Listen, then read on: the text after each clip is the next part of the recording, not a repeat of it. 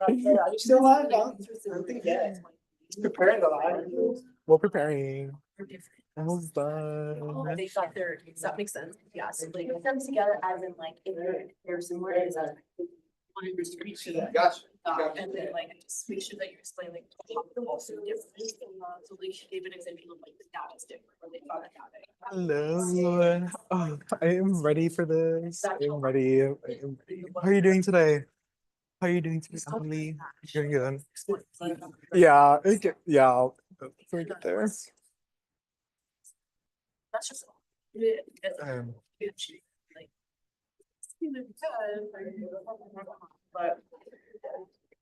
So, and then after that, oh, okay. And then, yeah, and then we just have to do this thing and this is just to you like to write. Right? Right. One, you have to do like two steps, but then just write it to 5 page. And that's like, oh, that's literally doing this practically.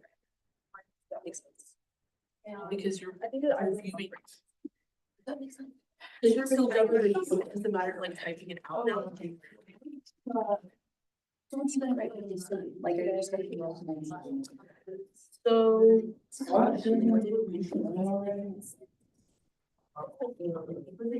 I just wanna go. That makes sense. Like this is like. About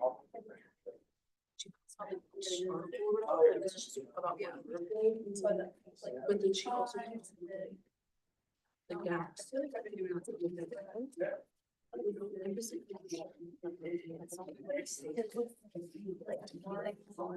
My day, all of them. I just see it.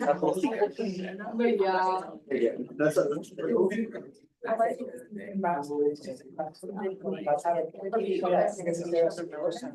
Yes, so like, why? I was like, I don't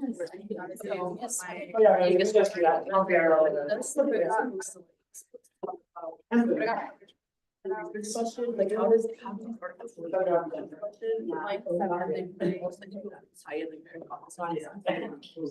Like, Halloween special. does that make sense? Like, it's like, just like, hey, this is like. Curious fact of that guy's gonna be on 8 a.m. Rights. Yeah. That's how that you know, right? This. Because it does show that human rights are like. I think it's the last. That makes sense. So yeah. I think it's There was actually gonna lie. I'm pretty sure like that is. Coming up to you. Yeah. Like, it don't matter what I said, like, such that question, so it's kind of like, I'm like, how. Bro, But I don't know people that. Yeah, I don't even, it's gonna be on this, like, I feel like this is gonna be the. I feel like that, I know because it's. I feel like this is very vague. Hey, knock on wood. You practice it, put your information in a document and just, that's practical. Yeah. Say that in my business. I found out at the circuit meeting.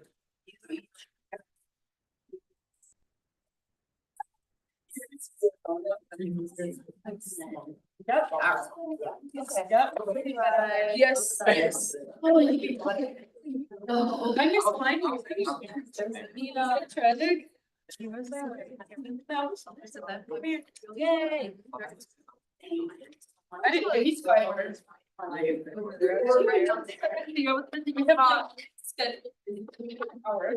First you want to. Oh my. Yeah. Showtime. If he doesn't, yeah, I'll see you forget. You haven't asked me that before. Yes, I do. Why? You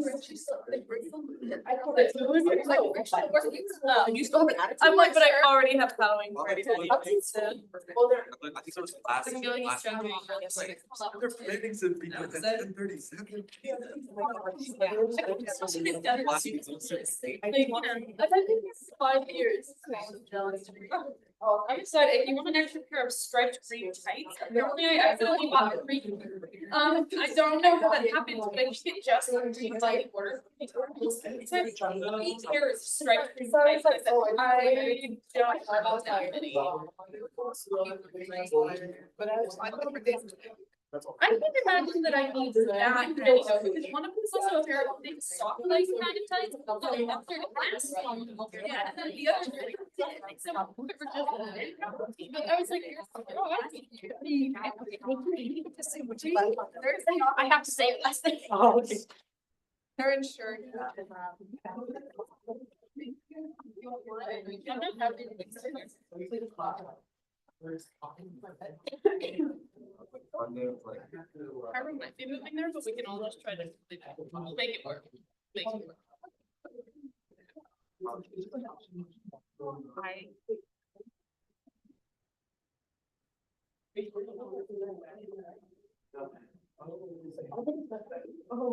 I'm sorry, you're not. We have one more.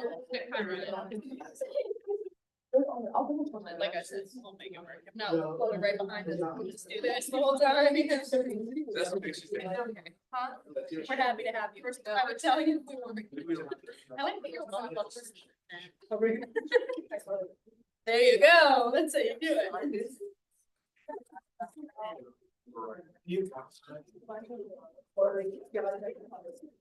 Oh. No, I think it's not.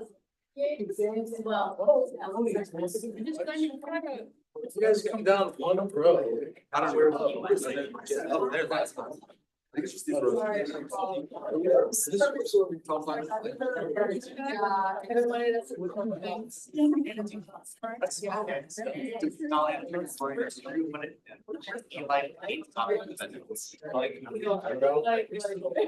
We're gonna have to use some.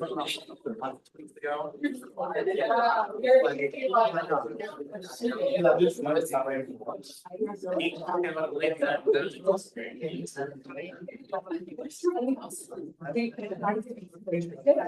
No, it's fine. Now you're here. Well, that's right, and it's just like, hey, no.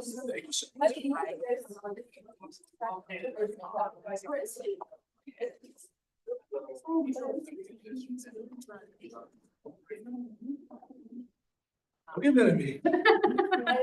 We tried. What are you guys getting mad at me? Quite hard enough, actually, so. I looked at him and I said, that's pirate stuff. I said, you're gonna have to use this second row anyway, and I said, That's true. you're so rude. Actually, when I asked if this was saved. Was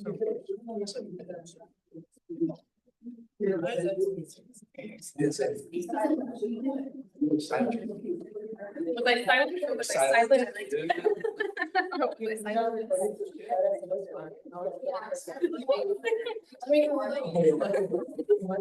Why do you think so? You okay? Yeah. You obsessed with her. I'm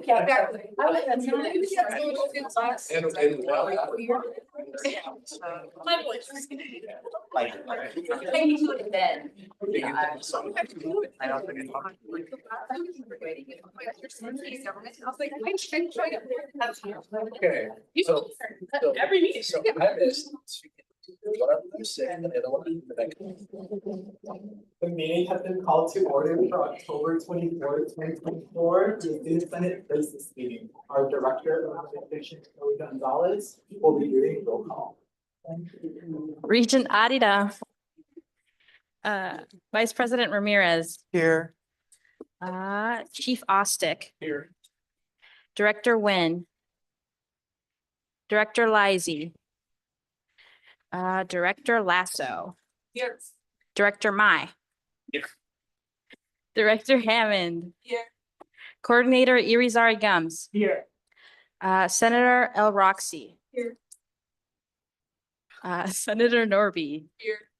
Senator Jimenez Avalos, Senator Calderon Palacios.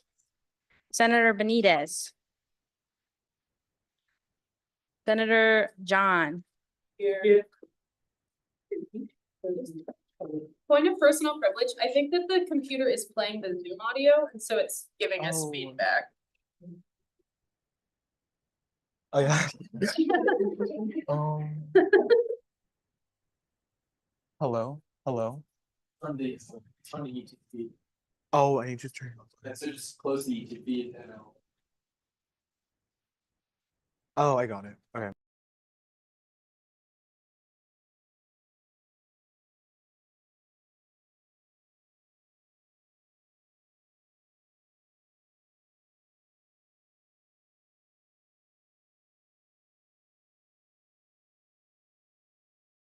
All right, now we'll be good. Okay, Awesome. Senator Brady. Senator Gomez. Here. Senator Hirschbaum Harding. Here. Senator Smith. Yes. Senator Rangel. Senator Vaughn. Here. Senator Rye. Here. Senator Valladares. Senator Piper. Senator Lopez. Here. Senator John Talpour. Here. Sorry. Awesome. Our next item of business is approval of the agenda. Is there any corrections to the agenda for previous Senate business meeting?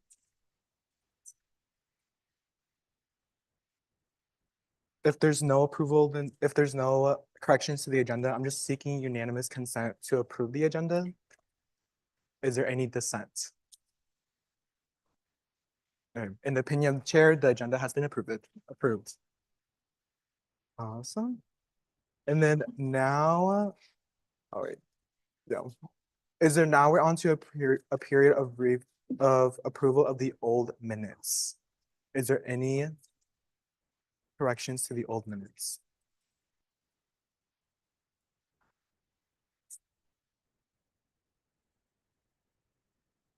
I am seeking unanimous consent to approve the previous minutes. Is there any dissent?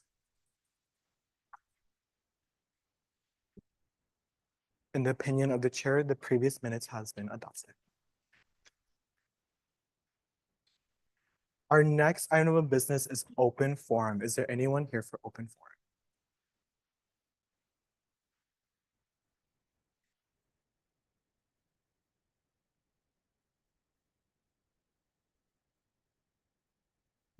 Open forum has closed.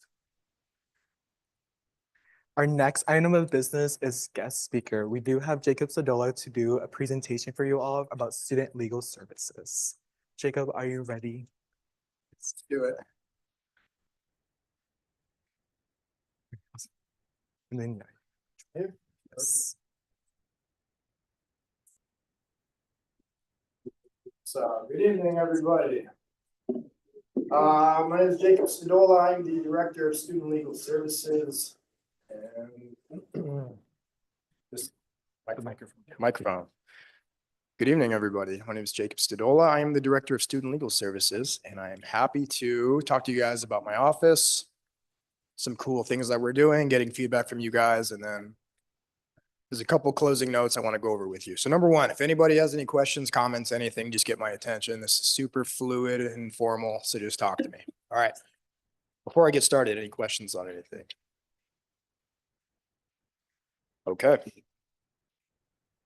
So number one, we are now an office of 2.5. At the moment, I'm the only attorney. I do have one paralegal named Chanel who's been with me for probably close to 9 months, and we just hired a student worker. His paperwork is still being processed, but Mohammed Haji is joining our office very soon. All right. So the office was founded July, I think 11th of 2022 is when we opened our doors. And these are some updates that happened within the last few months to the last year. So formerly, we were at the Hayden House. You guys know where the Hayden House is? Yeah. So, yeah, thumbs up. It's a cool, super cool building and it's allegedly haunted. I don't know if you guys buy into that, right? But that's the rumors. It's a haunted house. So we are no longer at the Hayden House. We are now in the Student Center, room 124. kind of a policy that transferred over from Hayden House to Milo Bale is we don't allow walk-ins. Our door is always closed. So we've helped over 1,500 students, right? I've got a client list and no one will ever know who's on the list or who's come to see me or anything. We take client confidentiality very serious. So part of the measures we've taken to preserve that confidentiality is our front door is always locked. Appointments are by walk-in. I'll get to the website in a minute. But if you want to come by and say hello, I would love for you guys to do that. Just give me a heads up so I can greet you at the door and let you in. All right. So when I first started, university said, get a website. Okay.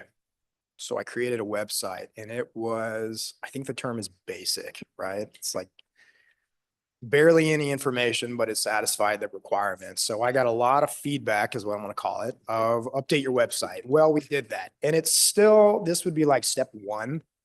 It's a 3-step process. So eventually it's going to be phenomenal, but it's better than it was is what I'll say. One big change is we now have online applications. So formerly we had our information on the website and it was to make an appointment, call or email here. Well, now you can do a couple clicks, you fill out your information and you've got an instant return on your send. It's when can you come in, and we know your legal issue and we know a great number of things. Last thing, the big update is, so we've always had notary services available, but now we advertise it. And since we moved over to the student center, we got like a 300% increase on notary services. So free notary services. If you guys need a notary or know somebody who needs one, it's like a 5-minute RSVP and then we'll get you in, we'll get you out. Any questions on any of this?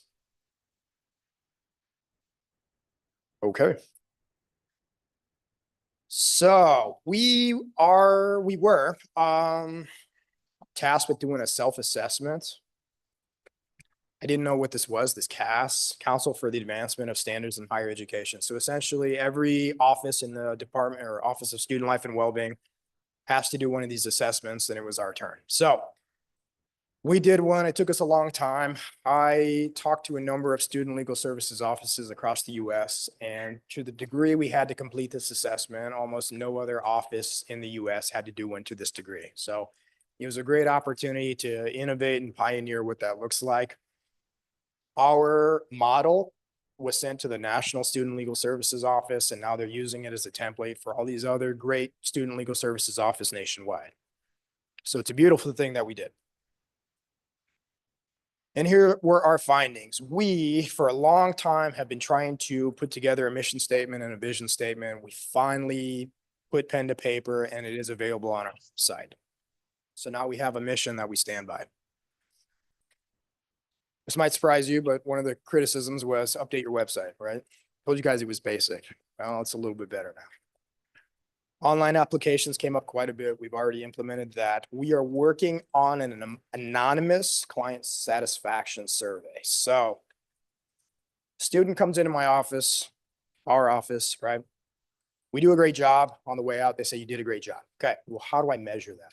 More importantly, how do I measure that anonymously? Because everyone's always more inclined to be nicer to my face than after they leave. So we are working on a way to get an anonymous, how did you like your services? Are you happy with the results and so forth? The plan right now is to go through Qualtrics, which I'm not a Qualtrics guru. So we're getting some outside help on that. Carlos, I think you're involved with that, yeah? All right, but we're getting there.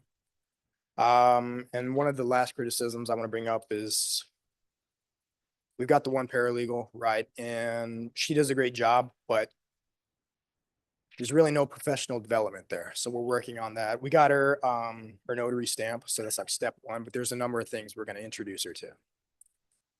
Questions on this? Okay.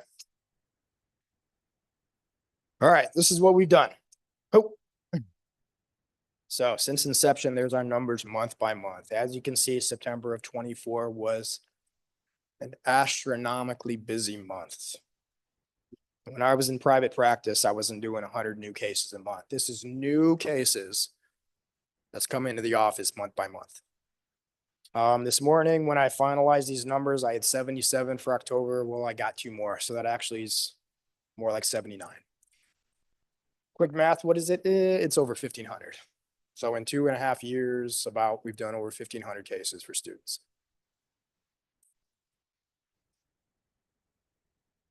Questions on that? All right, I'm sure everybody can see that small print, but essentially that's a breakdown of the different areas of law that we practice. We'll do quite a bit. I'll get to that in a minute, but the top three: criminal law, immigration law, finance. We're actually going through finance because it means a lot of different things. It means business formation, it means collection defense, and so forth. So we're going to break that up. But for the moment, while they're grouped together, finance is our third greatest area that we practice. Fair amount of protection orders. There's the 3% university. So those almost unanimously are, I have an issue with the university or a policy or a faculty or staff or whatever it is. My office can't take those. So all of those are referred out, but we do get them. All that information shared with us still retains that confidentiality. So anything shared with us remains with us. I just can't help or represent, have to refer those out. Any questions on that?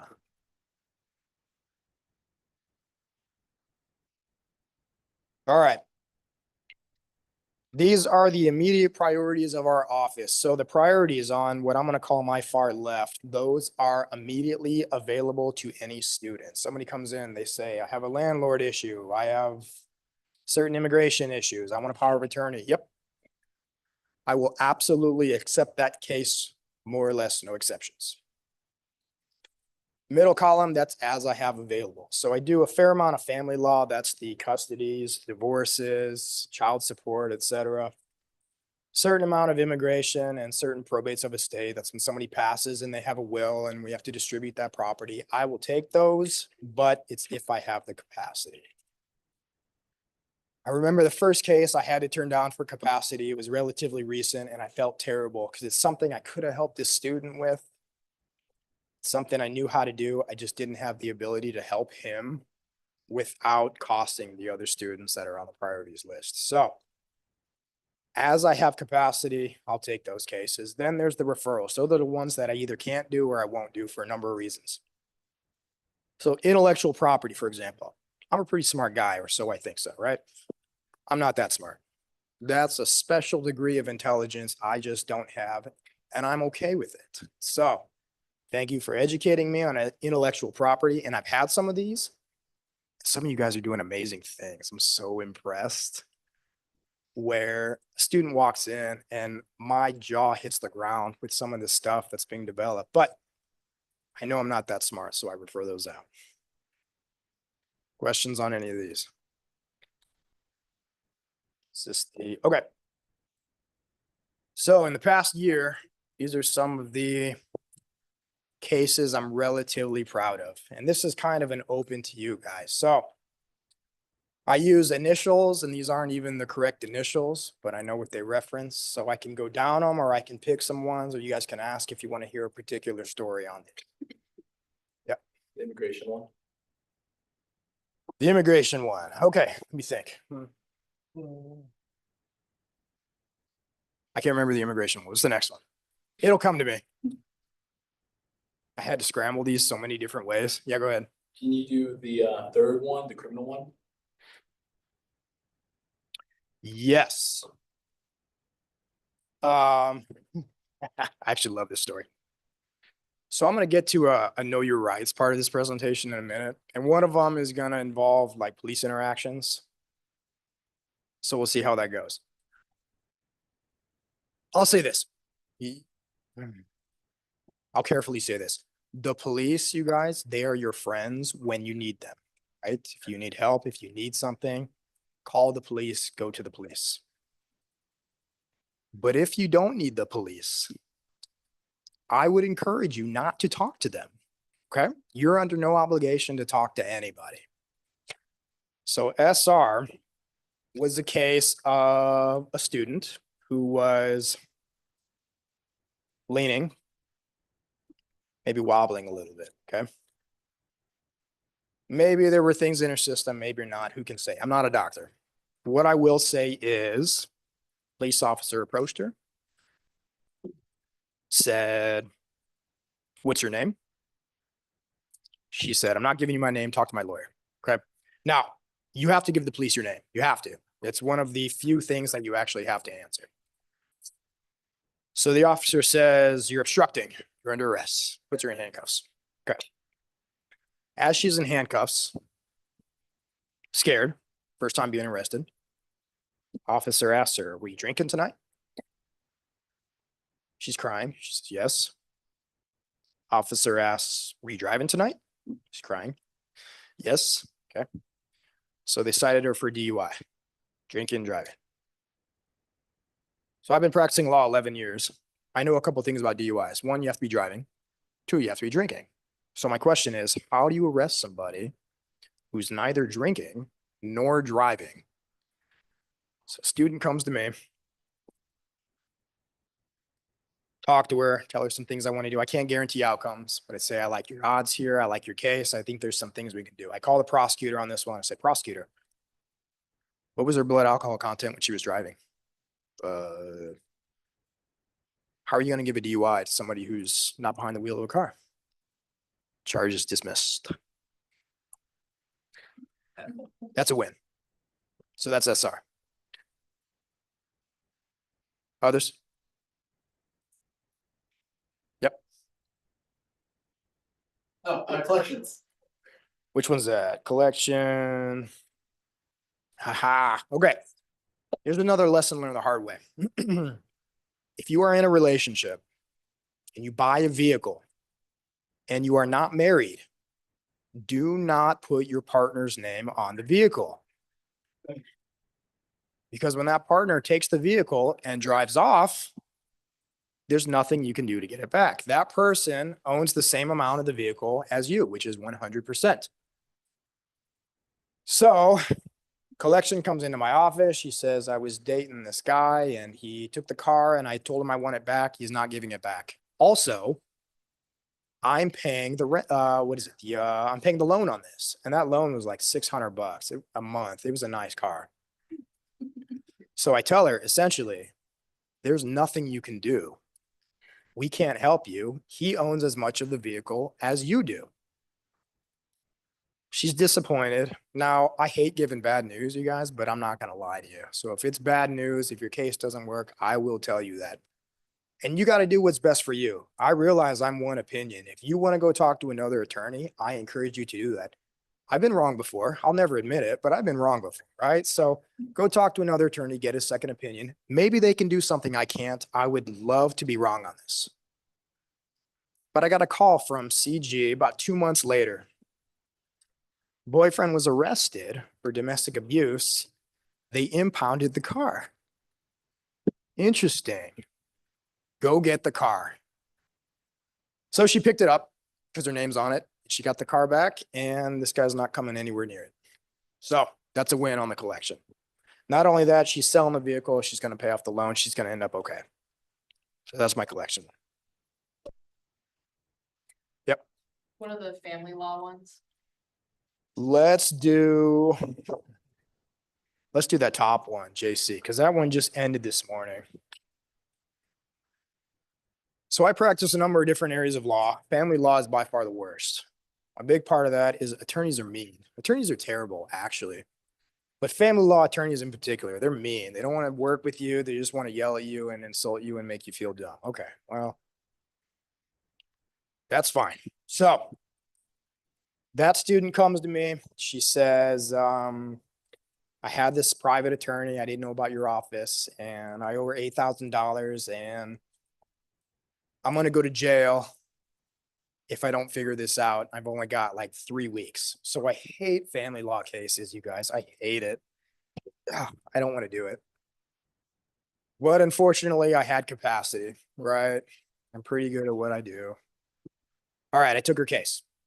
So filed some stuff.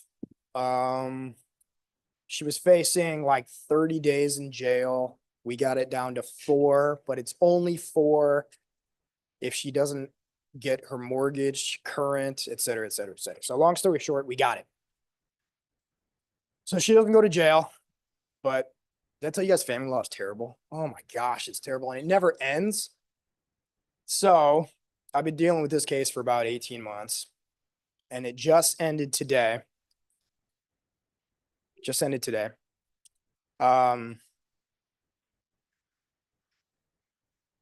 Essentially, my client doesn't go to jail and she doesn't pay $4,500 in attorney's fees, and that one could, I'm gonna stop there. I could go on and on about that one. That top one is just terrible, but it really worked out for my client where she's doing all right. Another one. Yep. Criminal housing. The last one. Criminal and housing. Okay. So we had a student who was a transfer student from Wayne State University. She had a criminal charge when she was up in Wayne State. And she's got no support system, none, no family, no friends, no partners. Essentially, she's on her own. So she drops out of Wayne State. This criminal charge was pending up there. She gets a warrant out for her arrest. Okay. Well, then she enrolls at UNL. Okay. Well, she found a partner and now she's pregnant. And she wants to get some public housing. But public housing won't give her Section 8 until this criminal charge up in Wayne, Nebraska gets addressed. Because it was a drug charge. So this was like 18 months, maybe after it happened, she comes and talks to me, and she's a referral from another office. I love how much we collaborate at UNO. So I make the drive up to Wayne State and I get this criminal charge addressed. Okay. It's like reduced and the warrant out for her goes away and she pays a fine. She's done. Okay. Criminal charge was a success. Well, Section 8 still doesn't want to give her housing because she had a warrant out and there's a drug charge on her. So I had to request an administrative hearing. So I went in front of whoever runs Section 8, right? And there was an advocate on behalf of housing there saying why SS shouldn't get public housing. Facts are not in our favor here. It's looking pretty not good. So I argued the case and I said, look, she's trying to do everything she can. She's got no support system. She's trying to make everything right. She's pregnant. She's trying to do better for the next generation. And this administrative judge must have had a heart 3 times bigger than it should have been because she granted it. And the law was against us. There's no reason we should have won that case, but it worked out. So her criminal case was addressed and she got her public housing and she's going to be a chef and an amazing mother.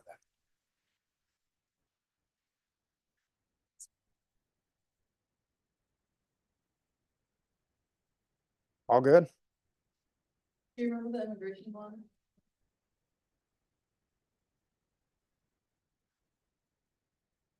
I mean, like 30 seconds to focus on it.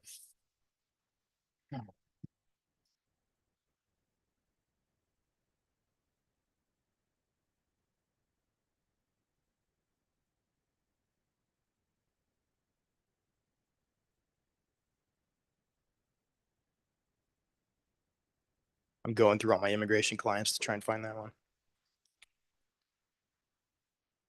Yep. Overall best story. Like, what's your top story?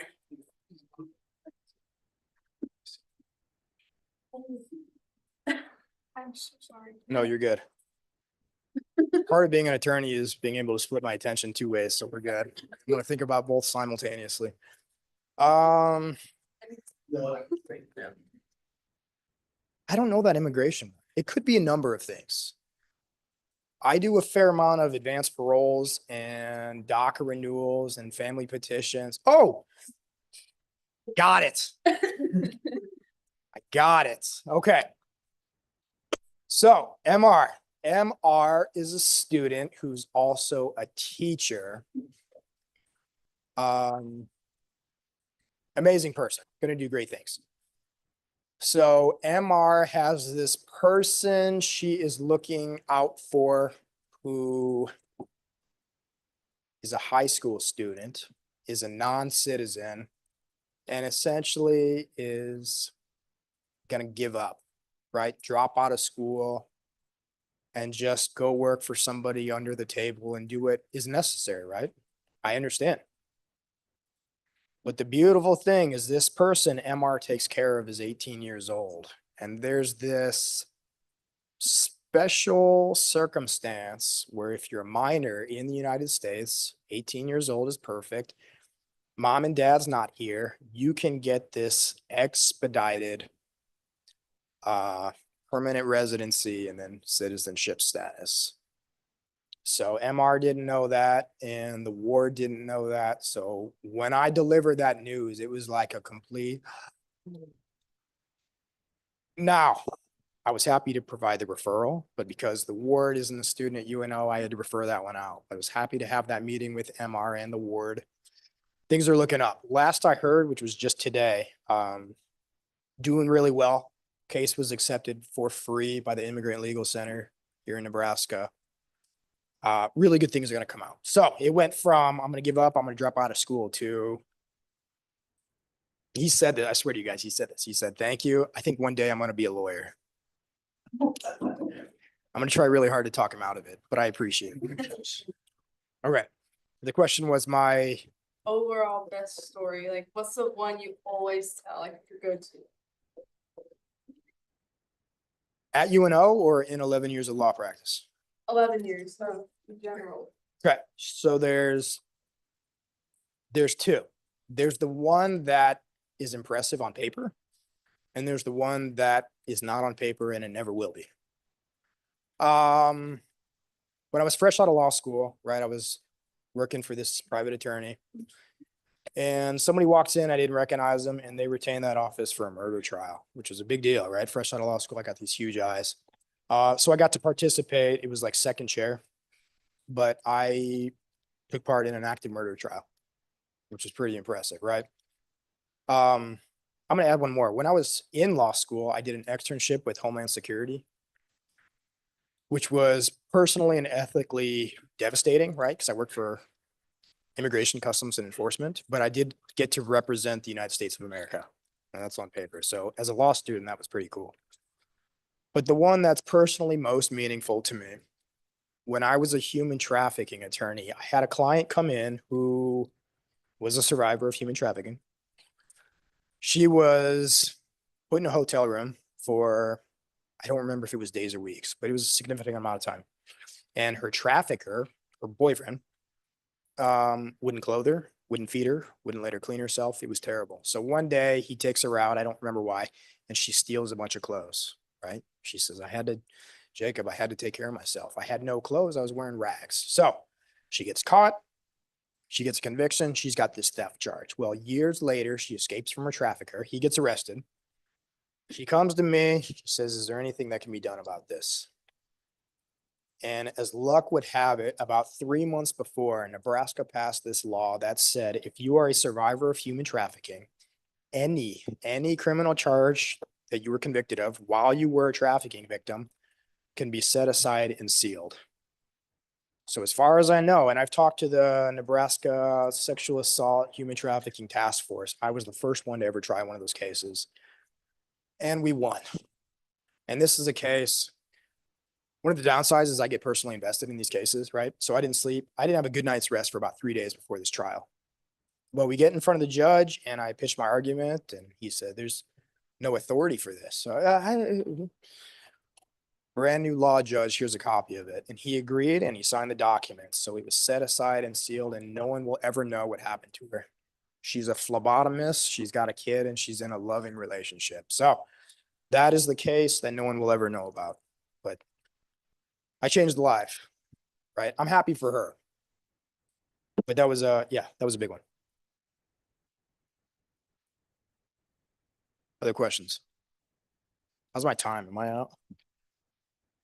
Run, you got like 5 minutes. 5 minutes? Oh, man. Okay. Well, A little more than 5 minutes. here we go. I had to know your rights. I'm going to go quick. Okay. I'm going to go quick. Send So it number for one, simple majority vote. I already talked about this. So guys, the cops can absolutely be your friend. Okay. If you need the police, go to the police. A lot of times they are not going to pursue any potential criminal activity. If you're a reporter, if you need help, right? There's a number of times when the police are your friend. But if you do not want to talk to the police, do not talk to them. Okay. I understand they have a badge. I understand they can come off as intimidating. That's okay. You can tell them two things. Number one, you ask them, am I under arrest? If the answer is no, then your next response is, am I free to go? That's it. Okay. Where are you going tonight? Am I under arrest? Am I free to go? Where are you coming from? Am I under arrest? Am I free to go? Were you drinking tonight? Am I under arrest? Am I free to go? You have the right to remain silent. You have to actively pronounce that. If you just remain silent, there's an argument there. They could take it as obstruction. So you can tell them I don't answer questions or I'm preserving my right to remain silent, whatever you want to say. Lastly, you can tell the police to call me, right? Speak to my attorney. That's what that other student did and all their charges were dropped. Outstanding. So I'm not anti-police necessarily, right? But I do want you guys to know your rights, that you do have these rights, that you do have the right to remain silent. You don't have to talk to anybody you don't want to. Questions? Okay, trying to go fast. Number 2. Immigration. I just want to get this across to everybody. Maybe it's not applicable to you. Maybe it's applicable to somebody you know. Maybe it's not, but I still want you to know this. Every individual in the United States has the right to due process, has access to the court system. So if something happened to an undocumented person or a crime, right? They went divorced, any number of things. They want to file for a lawsuit. They want to get some money, file it.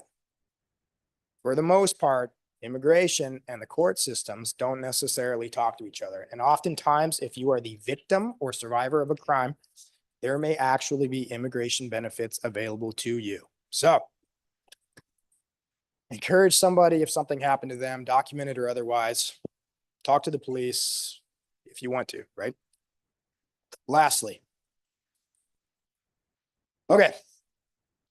I have a lot of cases involving landlords. What I'll say is, A, you cannot force a landlord to fix something, right? Your door is broken, your window won't close, whatever it is. For the most part, you don't have the right to make them fix it, and you don't have the right to withhold rent. For exceptions, if you do not have water, hot water, heat, or essential services, which usually means air conditioning, those are the only circumstances when you can withhold rent. Your remedy if something is acting up is to essentially move out. And there's some notices that you got to file. So don't just pack your things and move out. Come talk to me. But I get a lot of frustrated students. Can I make my landlord fix this? The answer is probably no. Or can I just withhold rent? Well, probably no. But come talk to me. We'll go through it together and we'll work out a remedy. All right. Closing questions from anyone on anything. Hello. Hello. First off, just want to say thank you for all the work you do.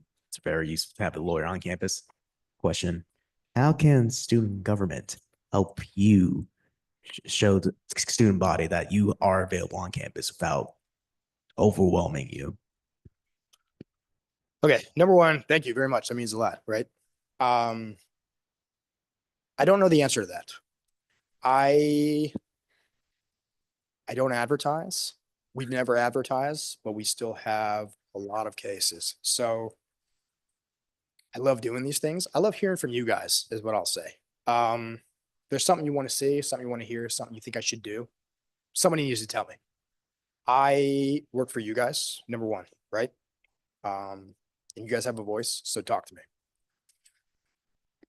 Beyond that, I'm not sure. I'm still figuring things out. I got a bunch of cases I'm trying to work through, right? So there's some administrative things I think the office wants to do. I'm just working for an opportunity to do that. We'll get there eventually, I think. Other questions on anything? Yep.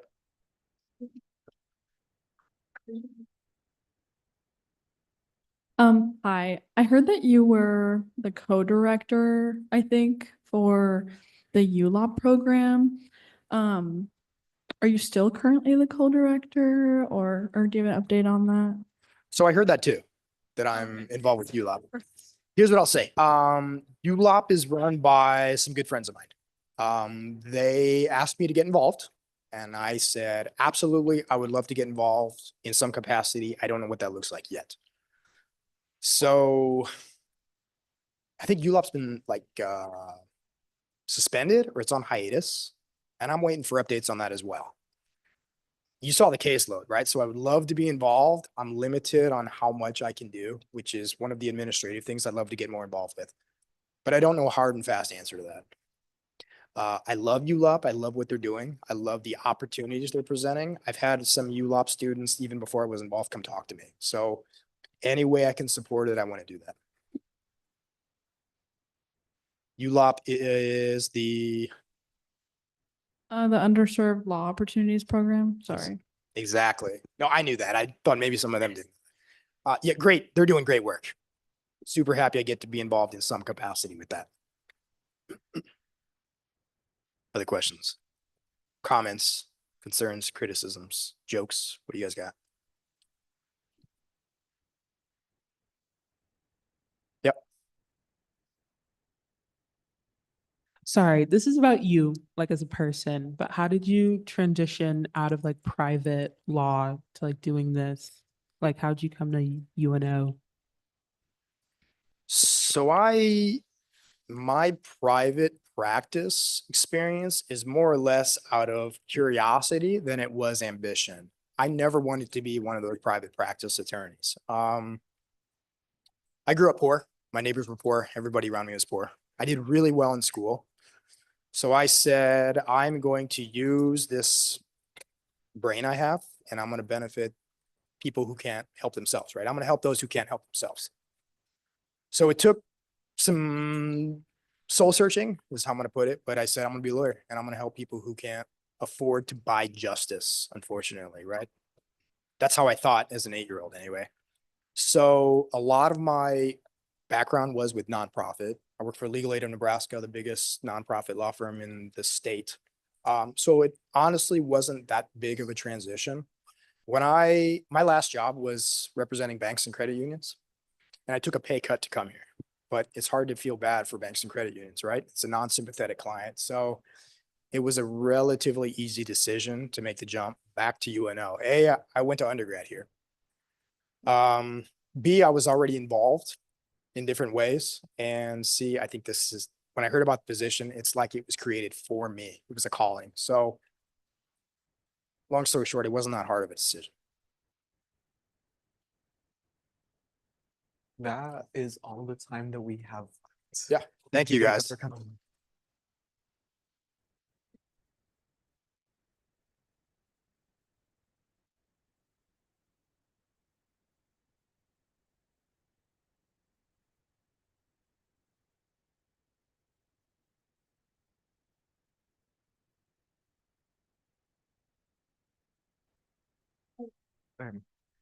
Our next item of business is reports from officers. Regent Adidam, may we have your reports?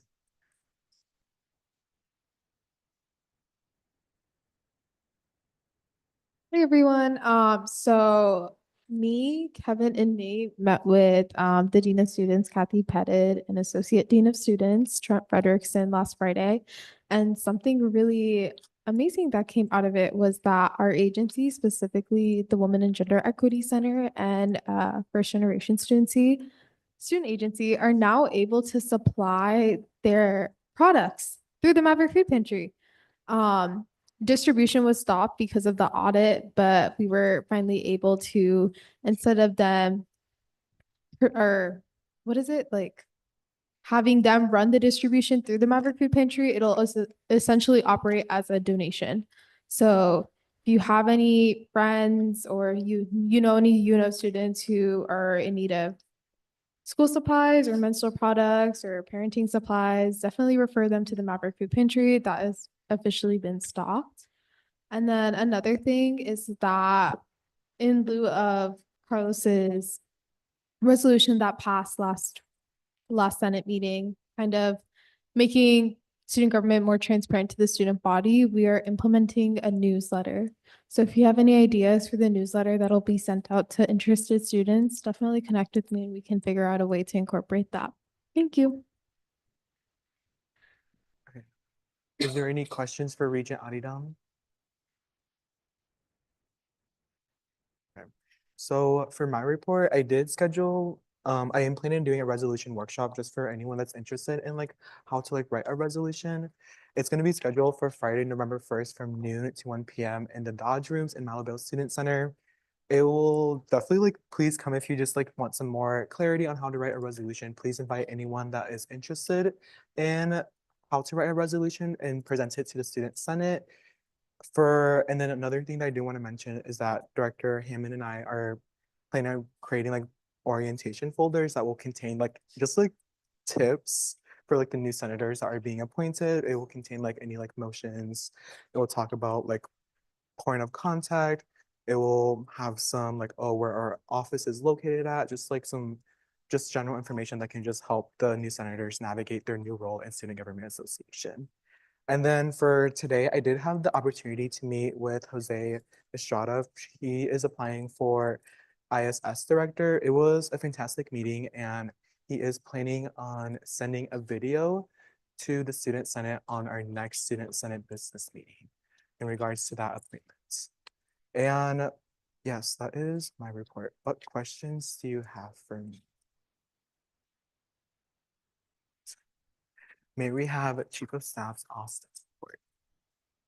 Hi, so I've got kind of a couple of things here, but I'd like to talk about back last Wednesday, me, Shawnee, and Kevin had a meeting with Dan Hawkins, where he was in here a little while ago talking about some of the general education changes, but we were talking with him about some fee changes to distance education and a new course modality. So one of the big changes, well, it's not a huge change, but that's going to be made is that students that are taking only online and hybrid courses, right now they're being hit with a disproportionate amount of fees because they're both having to pay distance education for those hybrid courses, but also UPFA fees. So there's going to be a reduction in the UPF fees to just 25% of what that fee is if you're only taking those hybrid and online courses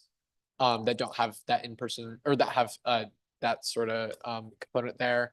And then there's a look to also cap the amount of distance education fee that they're doing, because right now they're paying just proportionally a lot more. So that should result in fee reductions for around, I think it was around 200-ish students. Maybe it was 70. I'm getting numbers flipped. It was a week ago. But we thought that was a pretty good change. Another change that was really kind of being talked about is there's a new course modality, which will be coming called asynchronous remote, which is for classes where you're like away and you're doing independent work most of the time, but maybe there's like 3 or 4 or 5 meetings that will still be online, but you have to show up at a specific time. Because right now there's a problem where some classes are having that, but those times aren't announced well in advance, and it's not in the syllabus and it's not in the course description. So students are signing up for those courses, but then they have class during that time that the professor decides to have them meet. So this is creating a new option in the registrar. So it'll like highlight when those times that you'll be expected to meet online are, while still the class being majority asynchronous. And then there are also new descriptions for each of those coming out, which are just a lot like clearer. So it's like an in-person course, a remote course, a like online course, what all of them mean and all of that. It's just new like text that I think is a little more descriptive. And yeah, I'm happy to take any questions though, because there's some other stuff there too.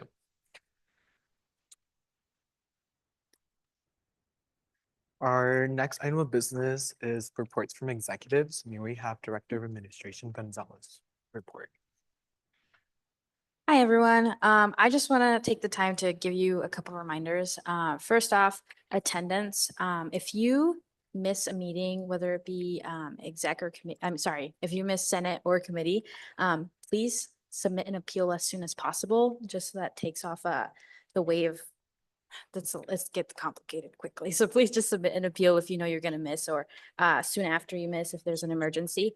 Also, if you are our guest, mostly the new faces that I don't recognize, please check in with me after the meeting just so I can mark you down on here. Eliminate points are still going on. You know, there's a couple options that I am hoping to send out. There's a couple agency events that I think Director Nguyen will probably mention too. But I'm pretty sure AMS has their reading circle coming up next Tuesday, and then FGSA has a workshop for Dia de los Muertos that also is coming up. So make sure that if you have time, you attend those, just support your agencies. And then also, just thank you so much for using the mics. That helps a lot. Quick reminder though, make sure that they are off. When the mics are hot, they do pick up on your conversations and it is very clear on the Zoom. So yeah, thank you. May we have, oh, is there any questions for Director Gonzalez before we move on?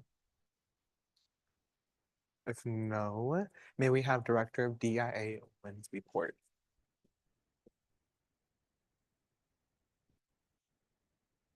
So 2 weeks ago, I met with Jess for our one-on-one, and then I also had an NDA meeting with Paige 2 weeks ago as well. The agency SharePoint is done, so I'm going to work with Anna to make sure all the directors have access to it. That way they can update it and upload their documents to it. And then the candidate forum was last week. It was a success. There was a great turnout, so thank you to those who did attend and helped out with that event. And especially shout out to all the agencies and the directors for organizing that. And then I'm meeting up with Director Mai for the DEIA agency post and some of the events. So Director Gonzalez already brought up some of them, but next week, so the same day as the FGSA event, there's also a WGEC event with SJP where there's storytelling with one of the nurses that went over to Palestine. So that's actually after the event, FGSA event. And then WGC held their Your Voice, Your Choice tonight, and that was also a great turnout. Is there any direct questions for Director Nguyen? If there's no questioning, then may we have Director of Finance, Lai C's report?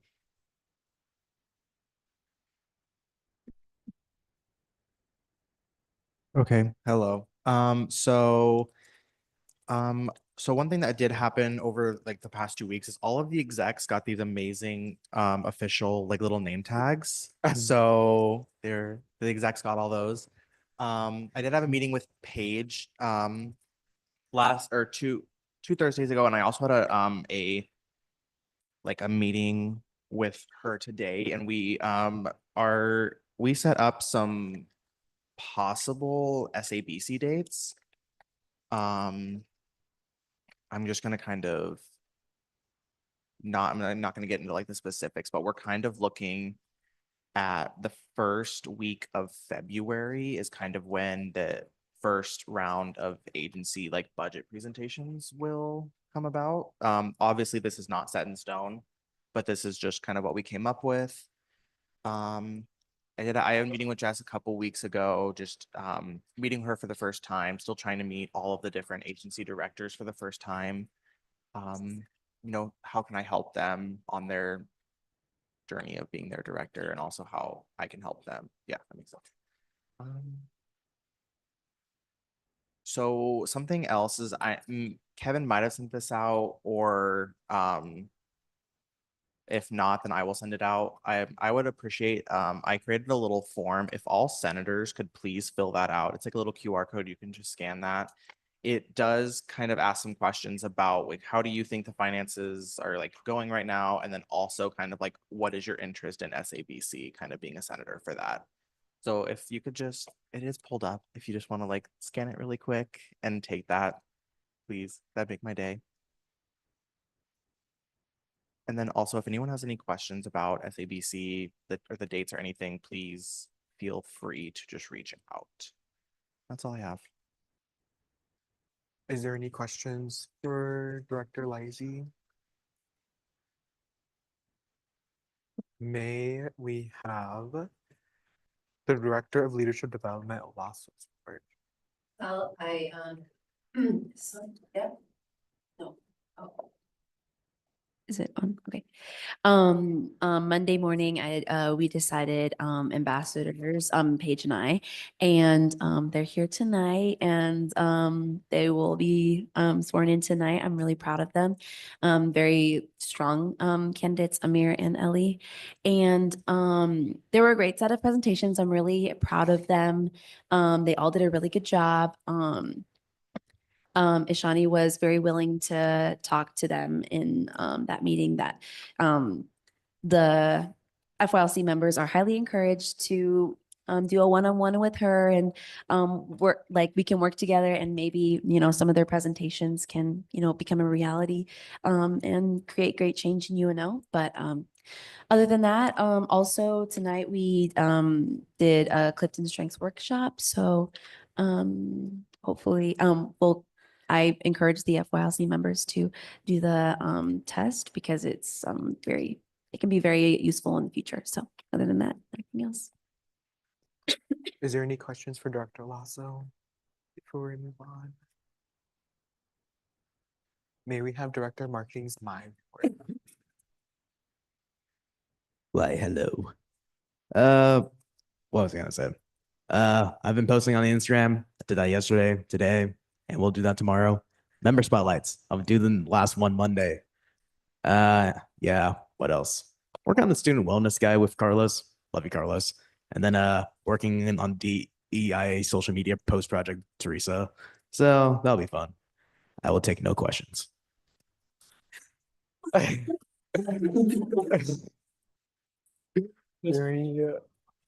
have Director of Recruitment Hammond's report. All right, hey y'all, how's it going? I wasn't here at the last Senate business meeting, but I believe all the appointments passed, which means we finally have a functioning traffic appeals commission, so that's beautiful. Outside of that, those that reached out to me to be involved in the university committees, I've emailed the respective parties for those specific committees, so hopefully you'll hear back from them soon. What else? Oh yes, I met with the potential ISS director today, so that was pretty good, and also a potential new senator, if they get appointed the next Senate business meeting. So yeah, that's all I got. And again, hope you're all doing well. Is there any questions for Director Hammond? May we have Coordinator of Student Wellness, Irizarry Gums report? Yes,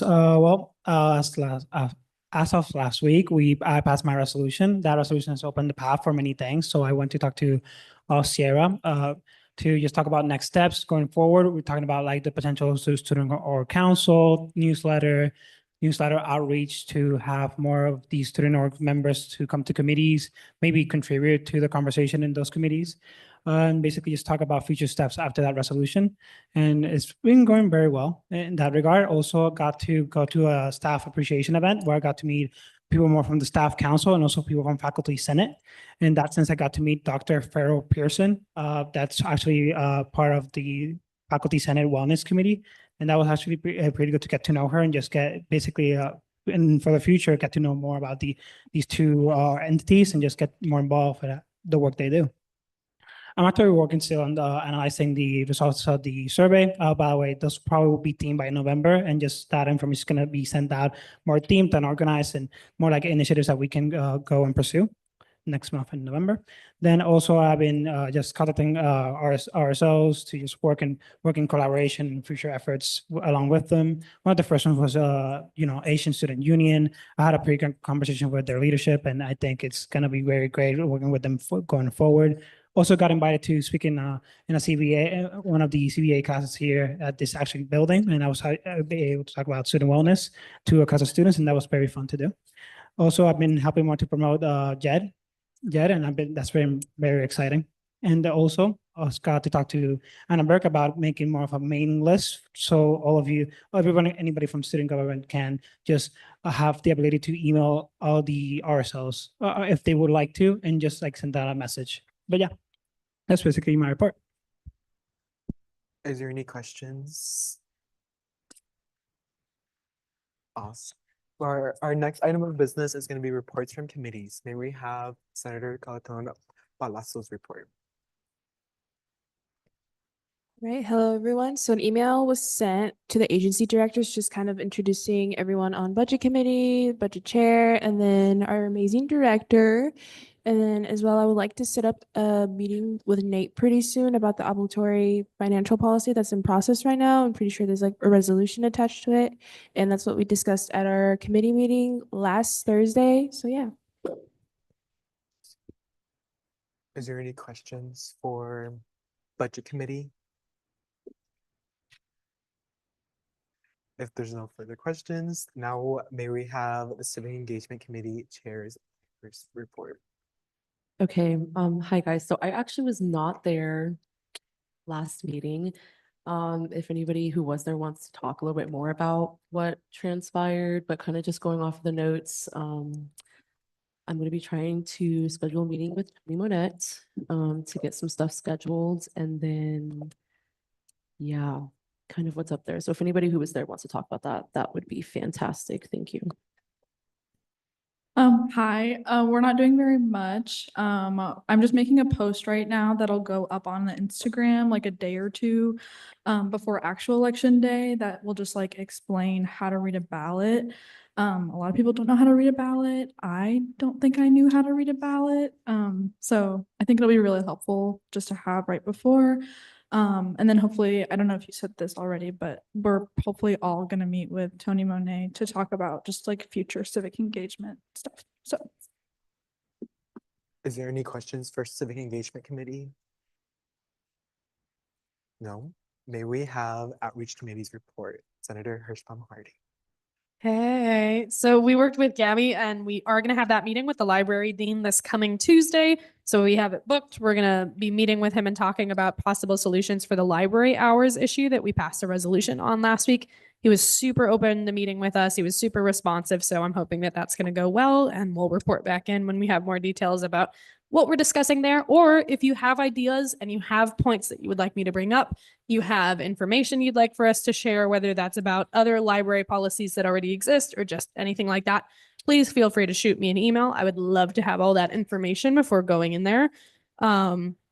And then we've also just been looking at other potential activities that we could be doing or other outreach events that we can host. Once again, if you've got ideas, let me know. And then there might be some funky little budgetary things with line items because some of the line items are now no longer usable in the way that they were originally made. So they might get shifted to more of like the outreach and events based stuff so that we can use them for future events and have some fun stuff. So again, if you have ideas, please let me know. And I'll let you know how that meeting goes. Is there any questions for Outreach Committee? Awesome. May we have Senator's Rise report on behalf of Rules Committee?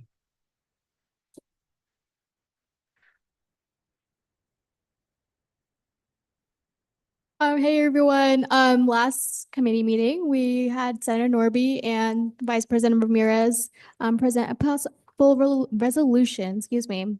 I will not spoil too much. I will let them do that next Senate meeting.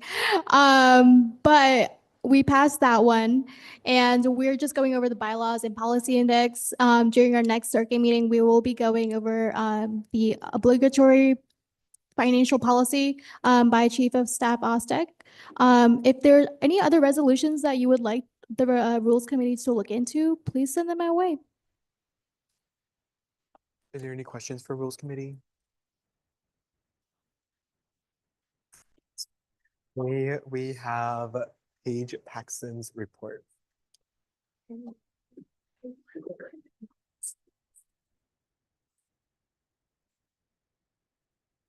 Hello. Did everyone have a great fall break? Okay, that's not convincing, but I hope you had a good break.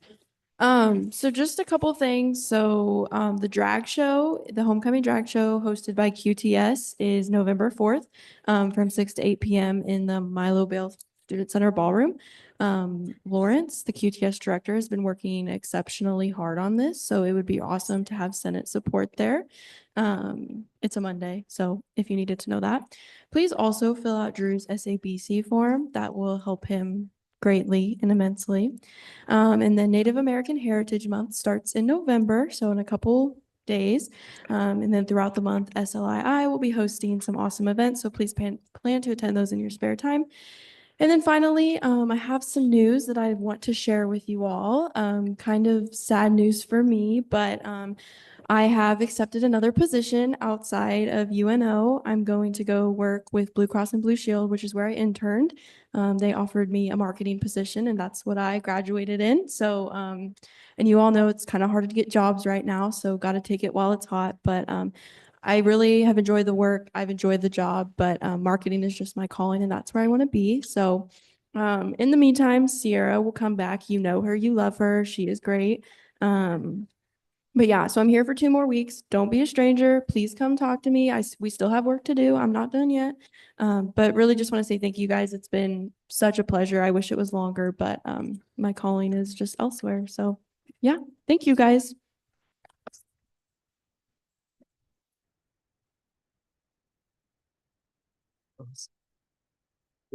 Is there any questions for our advisor? Since we have no unfinished business, now we go straight to new business. And under new business, we have the appointment of first year leadership committee ambassador, Amir. And then Amir, can you please help me pronounce your last name? Like Eludify, but if you say like other, that's fine. No worries. Okay, I'll practice. Good. Is there a proponent speech? Yeah. Yeah, okay. Please. And then.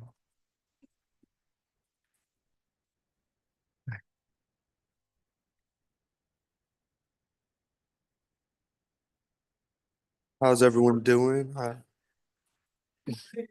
mean, it's a beautiful day, bro. I'm doing amazing, I'm being honest. So I know we almost done, so I'm gonna try to go quickly through this.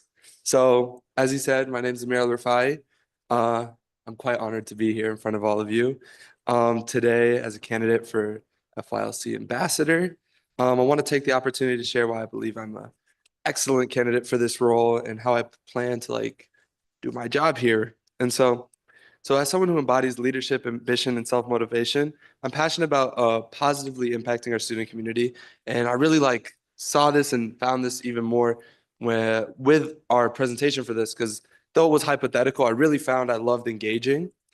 And so my leadership journey throughout high school up till now has really shaped me for this responsibility, I should say. So during high school, I was rugby team captain, and this role taught me a multitude of things. Obviously teamwork, perseverance, fostering a supportive environment for my peers as well. I learned how to lead by example, encourage people to push to their limits. Additionally, I serve as an MSA chair where I collaborate with fellow students to address concerns and implement initiatives to enrich our own school community. And so that experience on its own honed my ability to listen to different perspectives and advocate and work together for a good outcome. So furthermore, I lead a research project at UNMC, which taught me importance of self-motivation and the value of collaboration. Additionally, also innovation, a lot of buzzwords here. So it ignited my passion for problem solving and pursuit of knowledge, which I think are both crucial for this role of ambassador. So as first year ambassador, I'll bring my unique insights through my various engagements to student senate, student government, and serve as a voice for new students. I understand the challenges, and it's really exciting that come with transitioning into college life as a first year student. And I'm committed to ensuring that all first year students feel heard and represented. I believe creating a welcoming environment where new students can thrive, share their ideas, and feel empowered to contribute to our community is essential for UNO. I hope to work tirelessly to facilitate the bond between first year students and our student government, and ensuring everyone's voices are heard and valued.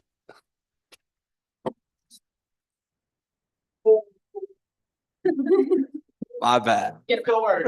We good, sis. Is that all? Is that everything? Yes. Now we're on to a period of questioning. Oh, okay. Questions, anyone? Yes. Thank you for speaking today. Just a quick question. Are you involved with anything outside of FYLC? And if you aren't, do you plan to get involved with something else outside of that?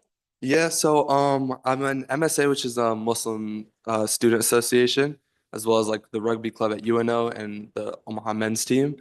Those are my real engagements outside of this, yeah. What's a project or something that you'd like to work on? So my hypothetical project for this was actually shuttles, like shuttle times, how we can innovate that app to make it. I feel like a lot of students find a lot of anger with it just because they don't have the information for it. And I kind of already got the basis. I met with the I guess head of parking and transit services. So that's like the main thing I hope to do with my time here and future in student government. Anything else, y'all?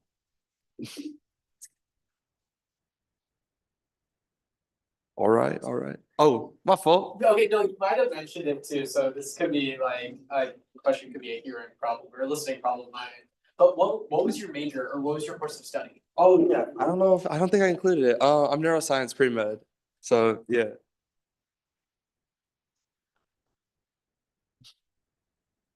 All right, we good? Okay, Thank you very much, y'all. Thank you.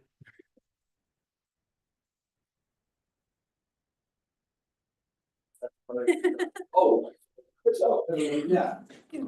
Oh.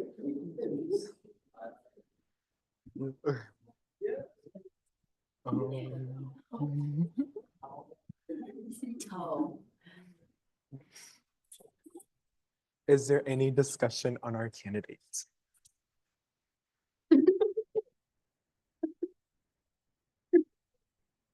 If there's no discussion, now we're on to the period. Oh, Senator John.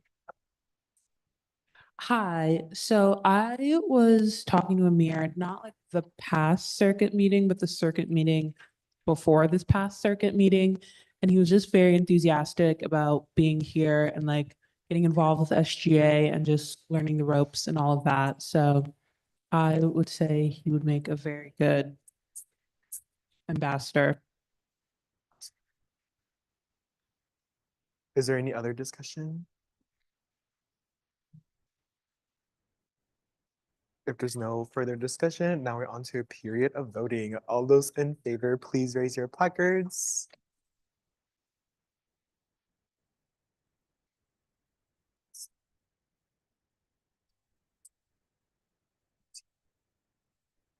And then all those opposed, please raise your placards.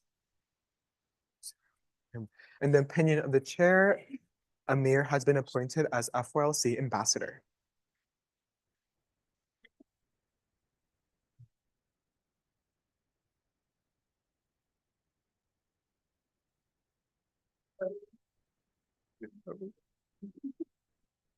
Placard.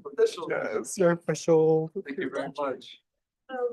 Probably Sanskrit or mother tongues and then. Okay, our next item of business is gonna be appointment of the F4LC ambassador, Ellie Shields. Ashide. Is there a proponent speech?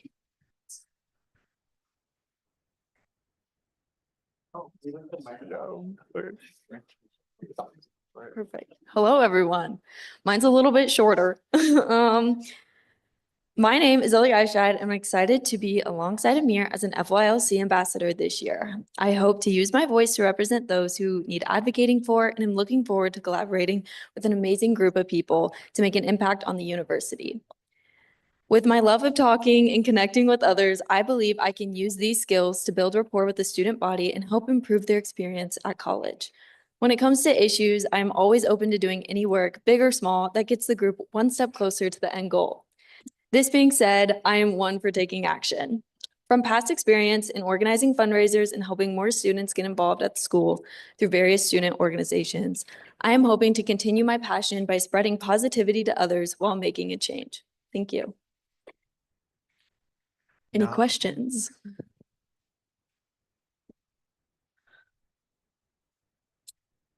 Yes. Is FYLC the only thing you're involved in, or do you have other clubs? I do have other clubs. So I am in a sorority, and a part of that we get to, I'm in Chi Omega, if anyone knows that one. And we get to help out with Nebraska Make-A-Wish. So we've been doing a lot of fundraisers or planning them so far. And then I'm also a part of the Scott Scholars Scholarship. And so through that, I'm on the recruitment team. So I get to go around to high schools and talk to those prospective seniors. Yes.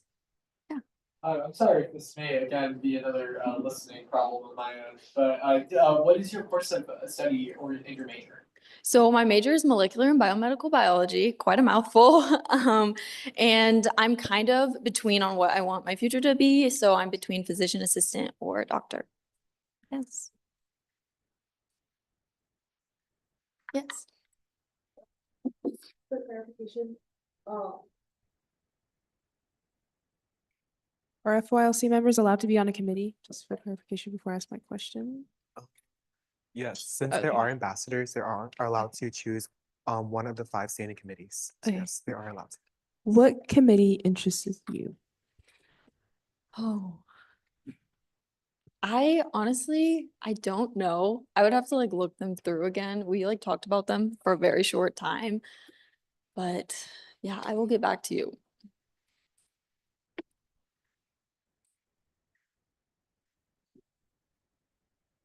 Yes. What project did you run on for your ambassador election? So the project I did was creating a bike lane through Elmwood because I've been almost run over by scooters and bikes pretty often. And also creating a place to store scooters or skateboards when you are on campus.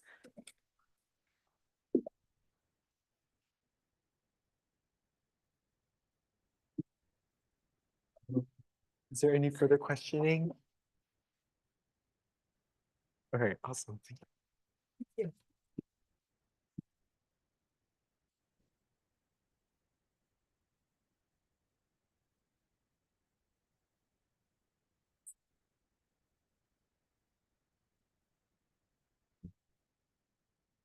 Now we're on to a period of discussion. Is there any discussion on our candidates?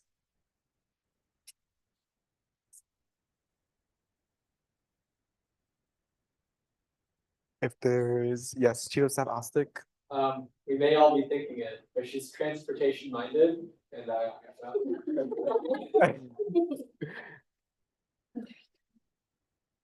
Any discussion on our candidate before we go to a period of voting? If there's no further discussion, now we're on to a period of voting. All those in favor, please raise your placards.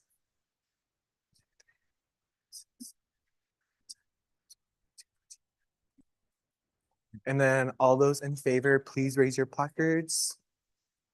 Oh, all those opposed, please raise your placards. And then in the opinion of the chair, Ellie has been appointed.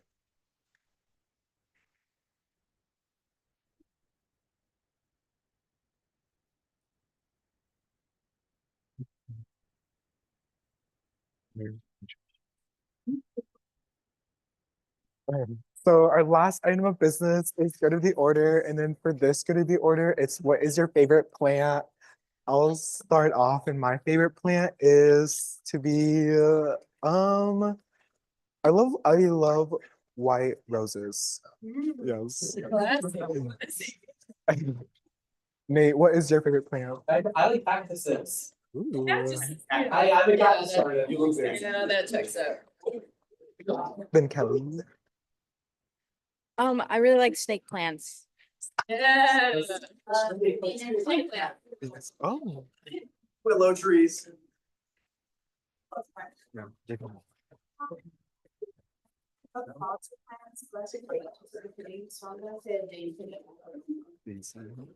And then Drew. I've got like over 20 plants at home. I'm gonna go with pothos. I love Sarah. Ooh. Carlos. Lilies. Awesome. Paige. Succulent. Yeah, Haida. Cactuses too. Okay. And then I'm sorry. Yeah. Hydrangeas. Andreas, and then Fernando, Venus flytrap. Kyra. I love flowers. I don't have a specific one, just all of them. And then Didi. For flowers, orchids, just in general, willow trees or magnolia trees. Peonies. Talia. Bonsai trees. Lorraine. Tulips. Tulips. Emily. Alphins. Caitlin. Wait, what was it? Coconut trees. Geo. Lily of the Valley.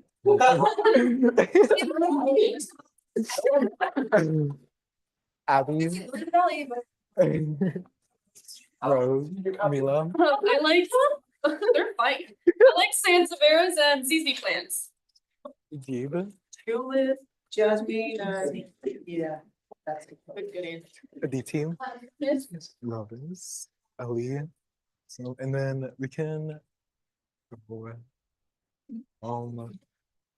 What is your favorite plant? Aloe vera. Period. I like chives. Chives. And then Amir. And then Ellie. Okay, awesome. Man. And then is there a motion to adjourn the meeting? Senator Hirschbaum Harding, as seconded by Senator Valadares. And then all those in favor, please say aye. All those opposed? In the opinion of the chair, the meeting has adjourned. That's all.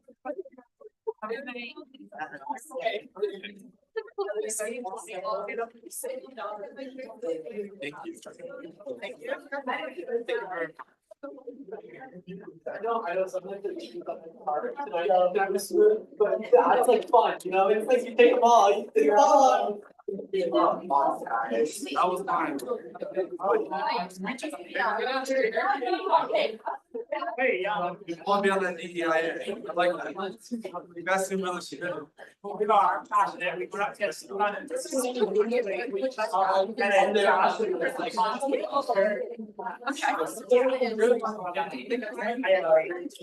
Because they're stuck in contract until they're stuck. Yeah. But they're willing to work with us.